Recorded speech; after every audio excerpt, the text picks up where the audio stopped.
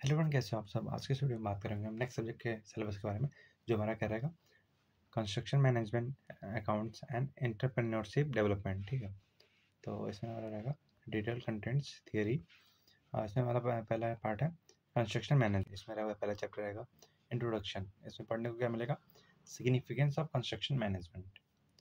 फिर दूसरा टॉपिक रहेगा main objective of construction management and overview of the subject.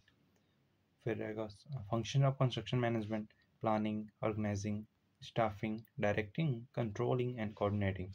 Meaning of each of these with respect to construction job. फिर रहेगा classification of construction into light, heavy, and industrial construction. Next बात करें तो रहेगा stages in construction from conception to completion.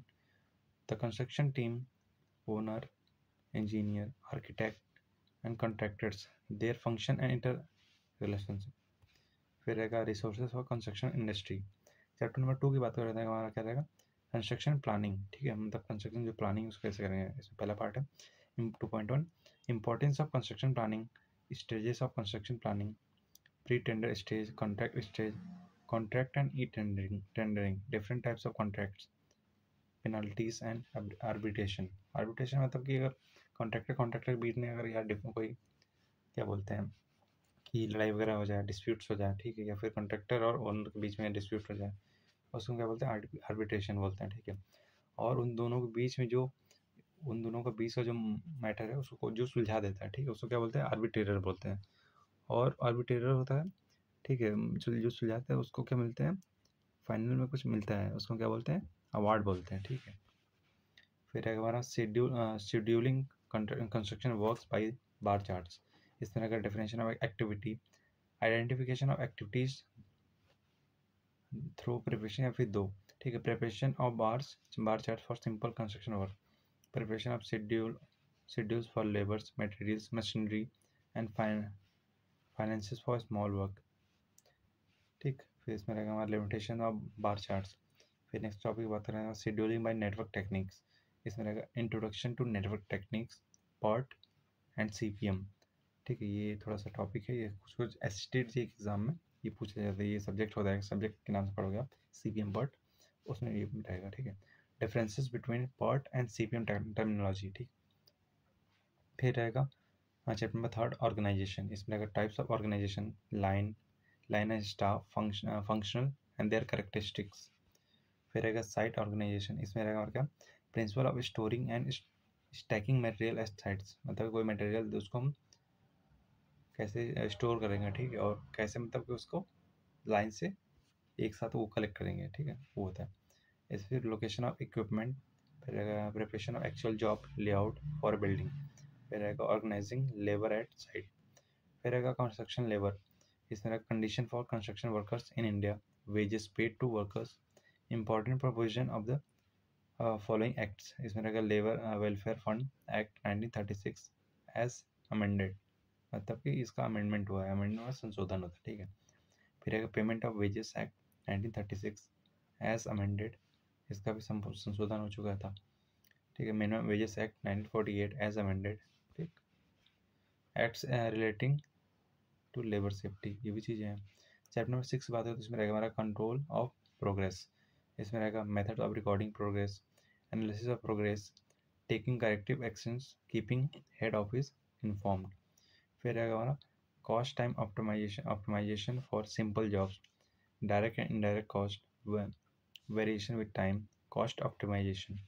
Chapter number 7 की बात करते हैं, इसमें रहेगा inspection and quality control, need for inspection and quality control. इसमें टॉपिक रहेगा प्रिंसिपल ऑफ इंस्पेक्शन रहेगा, stages of inspection and quality control for earthwork, machinery, RCC, sanitary and water supply services. Chapter number 8 की बात करेंगे तो इसमें रहेगा हमारा accident and safety in construction, right. इसमें पहला टॉपिक है एक्सीडेंट्स, कॉजेस एंड रेमेडीज, मतलब कि एक्सीडेंट जिसकी वजह से होगा और उसका उपचार क्या है।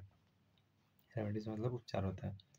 Safety measures for excavation work, drilling and blasting, hot bitumen work, scaffolding देखा तो जरूर होगा। जो हमारा अगर कोई कंस्ट्रक्शन होता है तो बाहर से देखा होगा कि कोई हमारा जो क्या बोलते हैं, बम्बू जो होता है, बांस जिसको बोलते हैं, उसको लगा के उस पर खड़े हो गए लोग, मतलब कि कंस्ट्रक्शन वगैरह में करते हैं। ठीक है, मैसनरी वर्क करते हैं या फिर प्लास्टिक वर्क भी होता है तो उसको हम क्या बोलते हैं, स्काफोल्डिंग बोलते हैं। ठीक, लैडर्स हो गया, सीढ़ी। फॉर्म वर्क हो गया, फॉर्म वर्क में क्या होता है कि जो हमारा अगर देखा होगा कहीं पे सेंटरिंग वगैरह किया जाता है तो उसमें लगाया जाता है ना हॉरिजॉन्टल, ऐसे पल्ला टाइप का लगाया जाता है, तो वो फॉर्म वर्क में आ जाता है। ठीक है, डिमोलिशन, फिर अगर safety campaign and safety devices, safety training, फिर अगर फायर सेफ्टी। फिर नेक्स्ट हम बात करें तो इसमें हमारा है अकाउंट्स। नेक्स्ट मतलब नेक्स्ट पार्ट इसमें अकाउंट्स।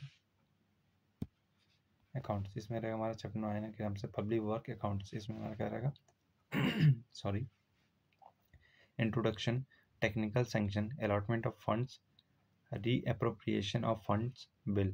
ठीक है, contractor ledger, measurement book, running measurement book हो गया, running and final account bills हो गया, कंप्लीट हो गया। ठीक है, preparation of bills quantity, BOQ बोलते हैं जिसको, completion certificate and report, hand receipt, acquittance roll, muster roll labour. ये हमारा टॉपिक SSC JEE में पूछता है, इसको ध्यान रखना है। मस्टर रूल लेबर, इसके पार्ट होते हैं। ठीक है, 3 पार्ट होते हैं आई थिंक, जहाँ तक पता है 3 पार्ट होते हैं इसके मस्टर रूल के।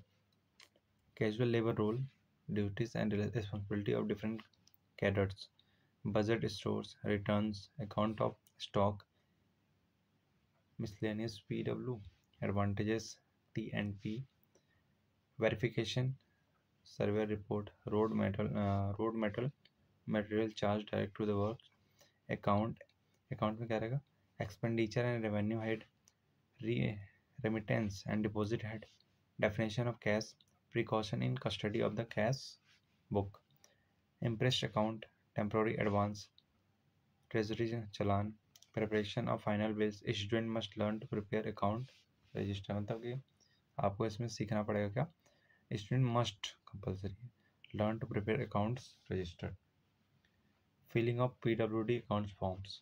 ठीक है, ये चीज़।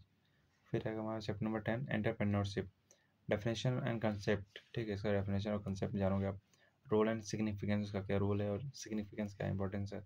रिस्क एंड अवार्ड्स क्या होते हैं। ठीक है, requirement of an entrepreneur development programme existing in India, कौन कौन से प्रोग्राम है इंडिया में। Forms of businesses enterprises, solo property और solo proprietorship, partnership, private limited, cooperatives, industrial legislation and taxes, जिसमें रहेगा हमारा GST, income tax, excise duties, लेवर्सेस व्हाट। तो आई थिंक ये चीज़ें हमारी क्लियर हो गई इस सब्जेक्ट की। क्या नाम था सब्जेक्ट का हमारा, construction management accounts and entrepreneurship development. तो इसका भी हमारा सिलेबस फिनिश हो जाता है यहाँ पे। ठीक है, इसका भी सिलेबस हमने कंप्लीट कर लिया है पूरा डिस्कस करके। बाकी इसमें भी कोई डाउट होने नहीं चाहिए। देखो ये सब सब्जेक्ट हैं जो थोड़े लाइट है मतलब लेंदी है, लाइट है, ज़्यादा डिफिकल्ट नहीं होते हैं।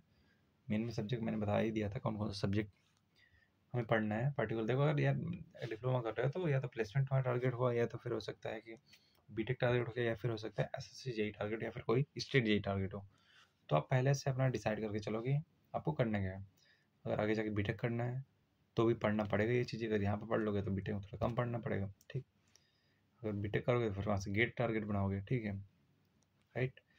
और फिर ये अगर बात करें दूसरा तो हमारा क्या टारगेट हो सकता है, दूसरा टारगेट होगा या तो प्लेसमेंट लोगे। ठीक है, सिविल में प्लेसमेंट नॉर्मली देखोगे तो 15 to 20,000 मतलब कि इनिशियली मिलता है अगर ये थोड़ी ठीक ठाक कंपनी में है। ठीक है, तो उसी है। अगर तीसरा बात करें तो SSC JEE की तैयारी करोगे, स्टेट JEE की तैयारी करोगे। ठीक है, वहाँ से अगर उसके लिए तैयार कर रहे हो तो आपको थोड़ा मेहनत कॉलेज में कर लेना चाहिए। ठीक है, फर्स्ट ईयर ठीक है मौज मस्ती बहुत कर लिया। ठीक है, नए गए हो, नए जगह से आए हो, दूसरे जगह गए हो, नए जगह गए हो, तुमको मेडल सब कुछ कर लिया। ठीक है, वो चीज़ अलग है। सेकेंड ईयर से आप करो कोशिश की, अगर सेकेंड ईयर में या थर्ड ईयर में भी हो तो आप पहले ही मतलब एक बार पढ़ के रखो तो फिर उसके बाद कोशिश करो कि कंप्लीट होते होते आपका डिप्लोमा आप एग्ज़ाम को क्रैक कर लो। नहीं तो उसके बाद फिर हो जाएगा, फिर से एक साल तैयारी करनी पड़ेगी खुद से या फिर कोचिंग करके। तो वो चीज़ ध्यान रखो कि कॉलेज में जितना मेहनत कर लिया, ऐसा नहीं है कि इसके लिए बहुत ज़्यादा टाइम देना पड़ेगा। हाँ, कॉलेज छोड़ो, सब कुछ छोड़ छाड़ के कुछ चीज़ें तो सेक्रीफाइस करनी पड़ेंगी आपको, कुछ अलग करना है सबसे। ठीक है, तो करना तो पड़ेगा, तो वो चीज़ है। बाकी आप देख लो आपको क्या ठीक लगता है। बाकी हमने ये डिस्कस कर लिया, बाकी नेक्स्ट वीडियो में डिस्कस करेंगे जो हमारा नेक्स्ट सब्जेक्ट बचा हुआ है उसका सिलेबस। तो आज के वीडियो यहीं पेंड करते हैं, मिलते हैं नेक्स्ट वीडियो में, तब तक के लिए see ya, have a good day, bye bye.